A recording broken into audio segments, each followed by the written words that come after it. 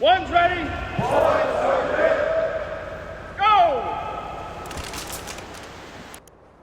Hey everybody, welcome back to the One's Ready podcast. This is your daily drop for 17 March, and this is the news from over the weekend. The dates are 13 through 16 March. Today it is brought to you by 18 Alpha Fitness, 18afitness.com. Use the promo code #1 and ready to get yourself a discount on any of the tailor-made programs that Coach Edge programs for you. He'll take where your current fitness level is, what you need your fitness level to be, and how much time you have, and he will tailor-make a program for you and coach you and guide you all the way through it. So make sure you check him out, 18afitness.com. All right, on to the joint news. Here we go. U.S. strikes Yemen Houthis. U.S. forces hit Houthi targets in Yemen on Saturday, the first strikes in over 3 months after rebels vowed to attack Israel-bound ships. President Trump called the action decisive and powerful on social media, responding to Israel's Gaza aid blockade. The strikes follow intense U.S. Navy battles with Houthis earlier this year. Really, all I got to say to this is F around and find out. You guys just found out, and it obviously didn't work out well for you. I think it's pretty awesome that, that President Trump, whether it was President Trump or a different president, stops in the middle of his golf game, hitting the links, and decides to strike you guys and monitors it. So it's pretty awesome. Feinberg, next is Feinberg confirmed as the DoD #2. The Senate confirmed billionaire Stephen Feinberg as the Deputy Defense Secretary in a 59-40 vote on Friday.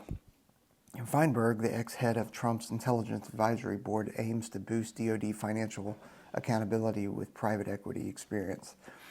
He dodged questions on Russia's 2022 Ukraine invasion during the hearings.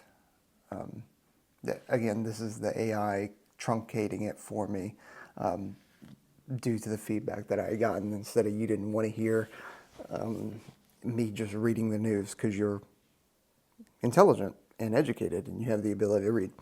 So I've actually never heard of Feinberg. Maybe that's my own ignorance. So I'm going to have to do some research on Stephen Feinberg. But yeah, I have no input on that one, really. You know, I'm sure he'll catch a whole bunch of shit because, hey, why do we need a whole nother billionaire involved in stuff, which I kind of disagree with. Like, whatever, I don't begrudge millionaires or billionaires. Like, they're working hard and all the things that you and I enjoy, you know, your Amazons, your Apples, your Samsung, your all that kind of stuff are all billionaires. So, like, if they didn't do what they did, then we wouldn't get to enjoy the things that we have either. So, #3, drone threat grows. Retired General Glenn Van Herk warns drone swarms in the U.S. could be spying or attacking per a 60-minute interview. Current NORAD Commander General Gregory Gillet seeks more authority to counter lagging detection capabilities. Van Herk says existing air defenses aren't built for drone threats. They are absolutely not built for drone threats. You know, we have the phalanx system on some of our ships, and you know, we have them at some of the FOBs and everything like that, but they're for taking care of rockets and missiles and stuff like that, not a swarm of drones. And when you start thinking about, just imagine these drone shows, right, that you see over Disney and China and that kind of stuff. And they're, you know, a couple hundred drones, maybe a couple thousand drones.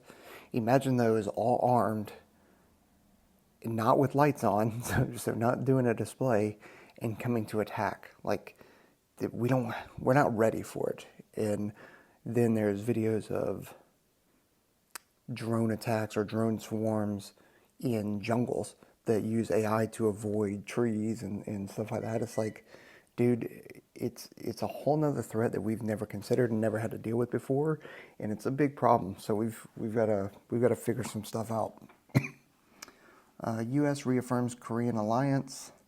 Pentagon spokesman John Yelvoy stressed an ironclad U.S.-South Korea alliance despite Secretary Hegseth skipping Korea on his Asian tour.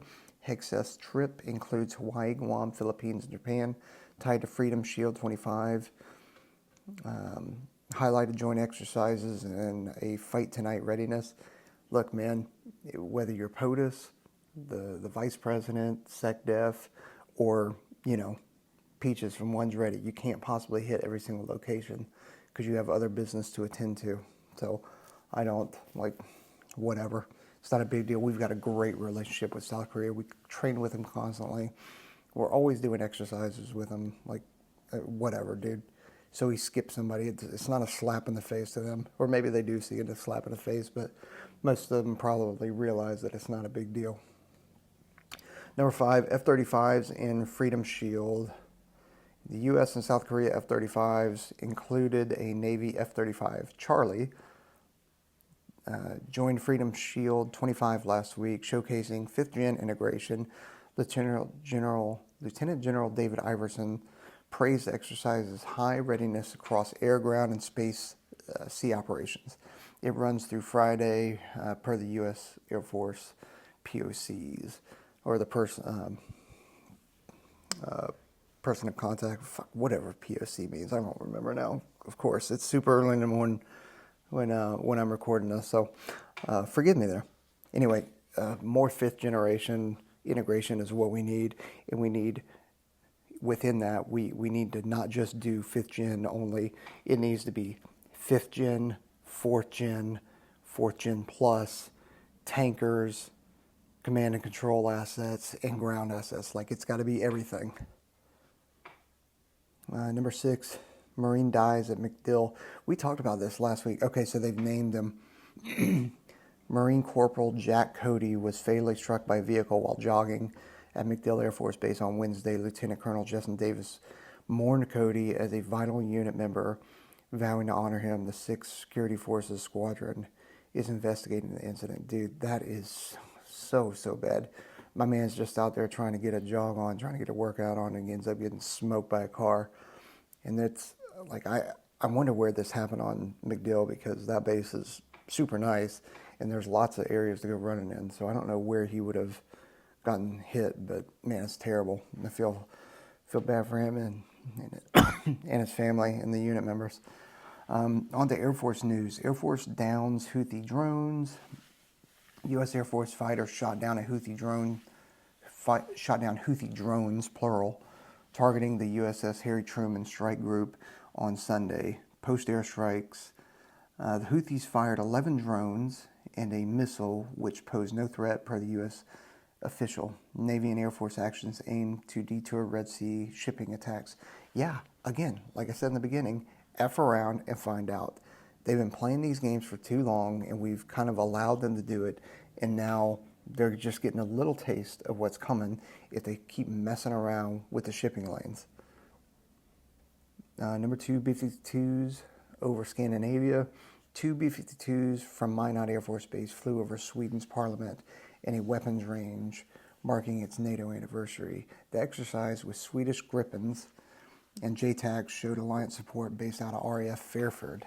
Sweden joined NATO in March 24 after Russia's Ukraine invasion. RAF Fairford, not much out there, but been there a couple times. I'm glad that we are still integrating and that, all the politics of it isn't getting in the way of Scandinavia working with the U.S. and vice versa. It's a good thing. U-2s on the border patrol. U.S. spy planes, the RC-135s, and ISR drones monitor the U.S. border, says General David Alvin. General Alvin touted airmen's unrivaled support for NORTHCOM's sovereignty mission on social media. RC-135 flights began last month per tracking data. I won't go into details about this, but I'll just say that this isn't the first time that this kind of stuff has happened. Maybe it surprised you, but we've been doing this kind of stuff for a long time. And I won't say with what assets, but we've got to protect our borders. It's long overdue. Hurricane Hunter stretched A Government Accountability Office report says the Air Force's 53rd Weather Squadron and NOAA lack data to justify resource needs. NOAA's small fleet and the 53rd's 10 WC-130Js face crew burnout and missed missions. Neither tracks workload or reasons for gaps, GAO found. GAO, or the Government Accountability Office, is the bulldog or the pit bull for Congress, basically. And I have been in, I don't want to say investigations, but inquiries, if you will, involving GAO, and they are definitely not an organization to mess with. I was in the hot seat for the whole thing went on for weeks, if not months, but there was 2 solid days where, no kidding, from 8 in the morning until the end of the day was in the hot seat, freaking answering questions, and it wasn't fun. Let's see what else. The Crew 10 at the International Space Station, Air Force Major Nicole Ayers and Crew 10 docked at the ISS via SpaceX Dragon on Saturday. The Space Force Colonel welcomed them, prepping Crew 9's return on Wednesday. The mission support's ongoing. Good, man. You know, we just had Lieutenant General retired Deptula on. We had Kid Poteet on in the last 2 weeks, like talking real heavily into Space Force and space exploration and the space race. Like, if you haven't watched those, definitely check them out. Like, these are big steps that we're taking to one, play catch up, but two, make sure that we're where we need to be in the space race. All right, an airman was charged with murder. Airman Quintarius Chappell, 24, faces second-degree murder charges for killing, man, I can't say that name, Celia Sengrate at Ellsworth Air Force Base. Sengrate's remains were found March 4th after she vanished in August. Colonel Derek Oakey vows accountability investigation. Man, that's some real Fort Hood stuff right there. This is the first time hearing about it.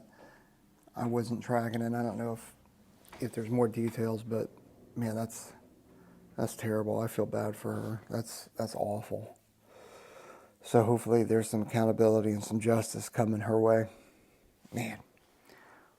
All right. Space Force news. Russia-China space tests. U.S. officials say Russia and China are testing offensive satellite tactics, including attack maneuvers. Russia aims for space nukes while China ran advanced patrols in December, per DoD source. The Space Force counters with its own capabilities to maintain dominance. It's so difficult to talk to you guys and go into depth on space stuff. One, because there's a lot that I don't understand. There's also a lot that I don't know. But two is, you start going into a little bit of things. I mean, just dipping your toe in, and all of a sudden you're in a classified, and not just secret. I'm talking like top secret stuff. So it's difficult to actually talk about this stuff, especially on an open source YouTube podcast. So I'll skip that next one because that one's nothing. It's a repeat from the last couple of days. Meridian fire contained. Oh, that one doesn't matter either. It's not that it doesn't matter. You guys don't care about it because we talked about it a couple times. Of interest, shutdown averted. A continuing resolution signed by Trump on Friday secures a junior enlisted pay raise and avoids a shutdown. Trump urged patience to fix finances by September. Backed by Senate Democrats, Chuck Schumer supported. Okay, here's my unpopular opinion, more than likely, but I think we should have just shut down. Like, I think we just keep doing these continuing resolutions and it just screws us over. I think by doing a no-kidding government shutdown, it forces us to come to the table. It forces us to actually have a real conversation and make some real changes and some real cuts. A continuing resolution is just status quo. Keep it as it's been going because, hey, it's always worked for us, right? Well, I'm here to tell you it hasn't worked. And if you refer to our episode with Lieutenant General Deptula, you'll see and hear why it doesn't work and why we've got to fix something. Another of interest is Zelensky slams Putin Ukraine's Zelensky says Putin ignores Trump's ceasefire push, citing Russian troops build up in Sumy. The U.S.-Ukraine 30-day truce deal awaits Putin's nod, with added conditions from Moscow. Secretary Marco Rubio discussed restoring ties with Russia's Lavrov on Saturday. Is that any surprise that Zelensky would slam Putin, or that there's still Russians out on the front line shooting? Same with Ukrainians. So, anyway, I wouldn't worry about it. That's about all for the news today, though, but appreciate everybody hopping on. You guys take care. Thanks for your support.